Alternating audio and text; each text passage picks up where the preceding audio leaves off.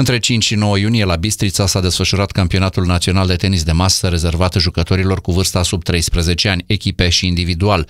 Clubul sportiv Voința Câmpul Lung a avut în competiție 6 sportivi: Andrei Târnoveanu, Albert Bocor, Daniel Ilina, Bianca Pribeagu, Miruna Negrițu și Aiana Hera, cu toții însoțiți de antrenorul Gabriel Poștoacă. Nu au prins un loc pe podiumul de premiere, însă sportivii de la CS Voința au avut o evoluție care să-l mulțumească pe antrenorul mușcelean. În proba pe echipe, fetele au ajuns în sferturile de finală, fiind învinse 2-3 de CSM Buzău, înainte de a intra în semifinale. La rândul lor, băieții au trecut de faza grupelor, însă au pierdut meciul de baraj pentru intrarea pe tabloul principal.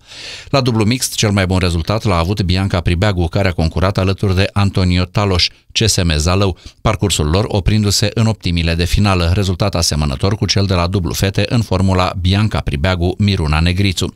La individual, cel mai bine poziționate au fost Bianca Pribeagu și Miruna Negrițu.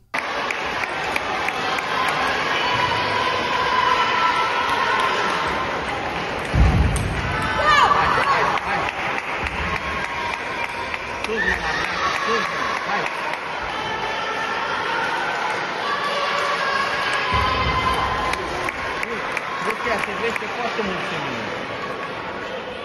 Hai! Bravo!